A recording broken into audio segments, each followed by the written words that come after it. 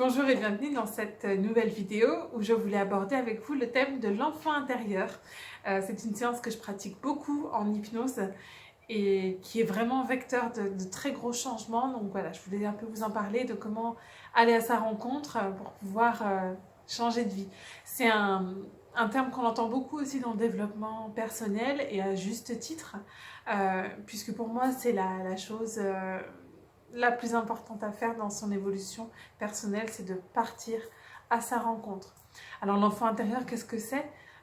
C'est une facette de nous-mêmes, même comme une sous-personnalité, une facette qui a vécu plusieurs expériences durant l'enfance, allant jusqu'à l'adolescence. On va dire que ça peut partir de la grossesse dans le ventre de la maman jusqu'à l'adolescence. Et cette facette, elle va avoir vécu ces expériences et elle va avoir emmagasiné des charges émotionnelles. Que les expériences soient positives ou négatives, du point de vue de la perception de l'enfant, tout ça va être enregistré. L'enfant intérieur, c'est la partie de nous qui réagit aux émotions. C'est la partie la plus instinctive de nous. On va prendre l'exemple d'un enfant qui aurait été abandonné à la naissance. Il va ensuite être adopté par deux parents qui vont être des parents géniaux en apportant tout l'amour, toute la sécurité matérielle, financière dont il pourrait avoir besoin, mais qui va quand même développer en grandissant ce sentiment de tristesse, qui va garder toujours profondément avec lui, qui va peut-être même développer une peur de l'abandon. Cet enfant intérieur qui aura vécu cet événement émotionnellement difficile va avoir peur que cela se reproduise à nouveau. Et ce qui va pouvoir engendrer un système de schéma affectif difficile, par peur d'être abandonné par l'autre, par peur d'être rejeté, ce qui peut aussi amener certaines dépendances ou certaines relations compliquées. Et tout cela, l'enfant intérieur, il va le faire inconsciemment pour que l'adulte, pour que la personne qui est là ne revive plus cet événement, ne soit plus rejeté, ne soit plus abandonné, pour que cela ne se reproduise plus. Et cela peut aussi arriver à un enfant qui a ses deux parents qui sont toujours en couple, où tout se passe bien, mais qui lui va percevoir un événement comme quelque chose de traumatique. Par exemple, un enfant qui est dans le berceau et qui pleure, qui crie, qui a besoin de l'attention de ses deux parents. Alors vous pouvez voir la maman qui déboule et qui s'occupe du petit. Et puis le bébé crie et pleure encore en demandant, en voulant l'attention du papa. Sauf que c'est l'heure d'aller au travail et il va peut-être entendre « Ah ouais, je pars, j'y vais, je vais au travail ». Et l'enfant va percevoir cet événement-là comme un abandon, dans le sens où à un moment, il a exprimé un besoin, qu'il avait besoin de ses parents, qu'il avait besoin de son père, et le père a décidé d'aller travailler plutôt que de s'occuper du bébé. Pour l'enfant intérieur, c'est vécu comme un réel abandon. Donc c'est pas toujours quelque chose qui est réel du point de vue de l'événement, mais c'est quelque chose qui est perçu comme traumatisant de la part de la perception de cette facette de vous-même, donc de l'enfant intérieur. J'ai remarqué lors de mes séances d'accompagnement et d'hypnose que les enfants issus de familles et de parents divorcés ou séparés, leurs enfants intérieurs ressentent un très gros manque affectif, un gros manque d'amour. L'enfant intérieur est se sent souvent isolé, en manque affectif. Ça peut entraîner des situations où les personnes ont envie de contrôler les choses pour que rien ne puisse leur échapper, qu'elles puissent être sous contrôle, pour ne pas être déçues, pour ne pas être d'eux-mêmes abandonnés ou en manque de quelque chose. Un enfant intérieur blessé peut entraîner des dépendances. Dépendance à la cigarette, à l'alcool, aux drogues, la dépendance affective également. Cherchant à l'extérieur ce dont il a manqué à un moment. Un besoin qui n'a pas été complété et qui a besoin d'être comblé. Dernièrement, j'ai une amie qui m'a raconté quelque chose d'assez amusant qui du coup a pris tout son sens quand on a parlé de l'enfant intérieur. Elle m'expliquait que quand elle était petite, elle était toujours super excitée avant de partir en vacances ou avant un événement particulier. Elle avait envie de crier dans tous les sens et d'exprimer sa joie. Et en fait, à chaque fois qu'elle le faisait, eh ben, ses parents lui interdisaient, ou en tout cas lui disaient mais arrête de faire ci, ou ne fais pas ci, ne fais pas ça, faut pas crier comme ça, faut pas s'extasier comme ça, reste tranquille. Ouais. Elle était vraiment coupée dans son élan d'excitation et d'exaltation. Et ce qui fait qu'au jour d'aujourd'hui, cette adulte, elle ne s'autorise pas à exprimer sa joie et à exprimer ses émotions. Il y a toujours une partie d'elle qui est attentive au regard des autres. Et ça a bloqué complètement sa spontanéité et sa joie explosive. Et ça, c'est vraiment l'enfant intérieur qui, à un moment, s'est dit ok, ben ça, je peux pas le faire. Je n'ai pas le droit d'être moi, j'ai pas le droit d'exprimer ma joie, j'ai pas le droit d'être spontanée. Et ça va s'enregistrer. Et dans les événements d'après, pour pas que cet enfant intérieur qui a été grondé, pour pas que ça se reproduise, eh ben, il va automatiquement refuser de le faire de lui-même et puis se mettre une attitude un peu plus sérieuse, un peu plus sobre pour ne pas se faire gronder. En tout cas, du point de vue de la perception de l'enfant intérieur, c'est ce qui se passe. Un enfant intérieur peut également être très en colère contre les gens, contre les adultes, contre le monde même, contre la vie. Et c'est souvent des personnes qui ont vécu dans l'enfance des expériences injustes, où l'injustice a vraiment eu sa place, qui n'ont pas pu être entendues, qui n'ont pas pu être reconnues. Quelque chose s'est passé envers eux, ou en tout cas dans leur entourage, qui a vraiment profondément marqué cet enfant d'une injustice profonde. En lui va remonter voilà, cette sensation de ne pas avoir été entendu et de ne pas être reconnu, qui fait qu'il va être en colère.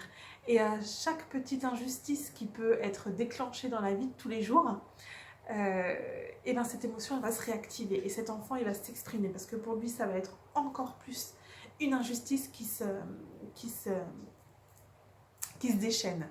On va prendre l'exemple de deux personnes qui sont dans une file d'attente, on va dire à la poste.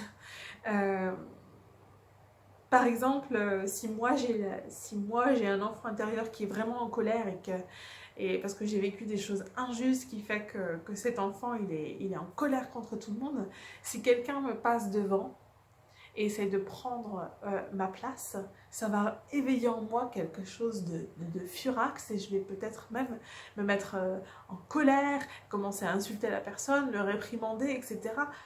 Alors que la personne qui est derrière moi et qui vient de se faire passer devant aussi, ça se trouve, ça va rien lui faire du tout parce qu'elle n'a pas du tout cet impact émotionnel en elle. Son enfant intérieur a d'autres expériences mais n'a pas celle-ci. C'est pour ça que certaines personnes peuvent avoir des pics de colère ou monter en colère pour des choses vraiment que nous, on pourrait dire ridicules avec un point de vue adulte, mais qui en fait ont été très impactantes au niveau de l'enfant intérieur. Certains événements aussi ou expériences traumatisantes vécues dans l'enfance peuvent amener l'enfant intérieur à se couper de la réalité et à vivre dans un imaginaire qui est plus doux, qui est plus facile, qui est au-delà de la réalité. On trouvera comme ça des adultes qui sont souvent dans leur rêverie ou qui sont un peu déconnectés de la réalité. Certaines personnes les appellent même perchés. Ça peut être des personnes rêveuses ou très, très romantiques, très utopistes. Ça, c'est une manière que l'enfant intérieur a eu de se couper d'une certaine réalité pour se préserver d'expériences traumatisantes qui pourraient se répercuter dans la réalité vraie. De même, un enfant à qui on a répété à plusieurs reprises dans l'enfance « tu es nul, tu es bon à rien, tu es gros, tu es moche », ça va devenir un adulte qui va avoir beaucoup de mal à développer sa confiance en lui, son estime de lui, parce que l'enfant intérieur va être chargé de cette empreinte-là et va être convaincu de ce qu'ont pu dire les grands, c'était vrai. C'est pour ça que c'est très important d'aller rencontrer et travailler avec son enfant intérieur et de se comporter avec lui comme avec n'importe quel enfant qui serait en souffrance. Ça peut se faire par le biais de l'hypnose, par la méditation, mais ça peut se faire aussi en autonomie, facilement. Ce qui peut être un super exercice, c'est déjà commencer à lister toutes les expériences et tous les événements qui sont marquants de l'enfance, pour lesquels on a des souvenirs, qu'ils soient positifs ou négatifs, ou en tout cas agréables ou désagréables plutôt. Et puis se remémorer comment on se sentait à ce moment-là, quelles sont les émotions qui étaient prédominantes dans ces expériences-là. Et ensuite faire le lien avec les émotions récurrentes qu'on vit à l'âge adulte. Essayer de voir s'il y a des événements où on se sentait très triste en tant qu'enfant qui peuvent maintenant faire lien avec ce sentiment de tristesse qu'on peut avoir au quotidien, ou alors si c'est plutôt la culpabilité ou si c'est plutôt le manque affectif. Enfin voilà, essayer de faire le lien entre les émotions du passé, de l'enfance, et les émotions de maintenant. En fait ça va vous aider à comprendre comment cette facette de vous-même, elle s'exprime et qu'est-ce qu'elle essaye de vous dire quand elle s'exprime au quotidien par certaines émotions. Est-ce que c'est un besoin d'amour à combler? Est-ce que c'est un besoin de sécurité à entretenir et à enrichir? Est-ce que c'est un besoin d'être entendu et d'être reconnu? Peut-être même un besoin de s'amuser et de voir les choses avec plus de légèreté? Et c'est comme ça que c'est possible de lui parler directement à cet enfant intérieur. Alors soit en lui parlant à voix haute comme ça, en se dirigeant à l'intérieur, ou même dans sa tête, ou alors vous pouvez aussi lui écrire une lettre. C'est une super alternative pour ça. Et puis une fois que vous avez examiné tout ça, vous allez pouvoir mettre des actions concrètes au quotidien pour vous reconnecter à cet enfant intérieur. Quand vous avez reconnu quel besoin l'anime, par exemple si c'est un besoin de jouer, eh ben, il va falloir mettre en place des activités où vous allez jouer tout simplement. Ne serait-ce que de prendre 1 heure par semaine pour faire une activité sympa, un jeu. Ça va vous permettre de reconnecter avec votre enfant intérieur qui va pouvoir s'exprimer librement. Ça peut être de vous accorder du temps pour vous avec de la douceur pour un enfant intérieur qui serait en manque d'affection, en manque d'attention. Et bien c'est de vous accorder vous-même ce temps chaque jour pour prendre soin de vous. Ça peut être aussi d'oser vous affirmer, d'oser dire non, d'oser ce qui vous plaît.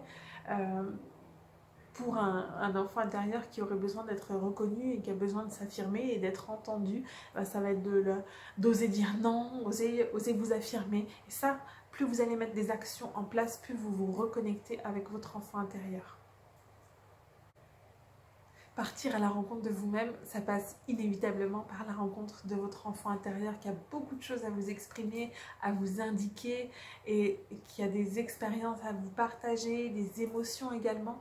Et tout ça, ça va se mettre en place. Le but, c'est de le rassurer et de reprendre votre rôle d'adulte comme un rôle de parent que vous avez envers votre propre enfant intérieur pour lui permettre d'exister pleinement en vous et en fait de libérer son potentiel créatif, imaginatif, son potentiel de joie pour que vous puissiez à nouveau vous comporter de l'intérieur comme un enfant dans la joie, dans le rire, tout en ayant l'adulte en vous qui a toute cette rationalité pour l'expérience de la vie quotidienne, et c'est de pouvoir entremêler les deux d'une manière saine et sereine, et ça c'est vraiment le chemin de la paix intérieure.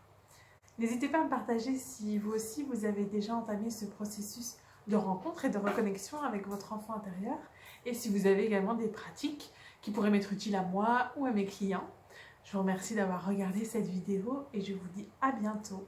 Merci beaucoup.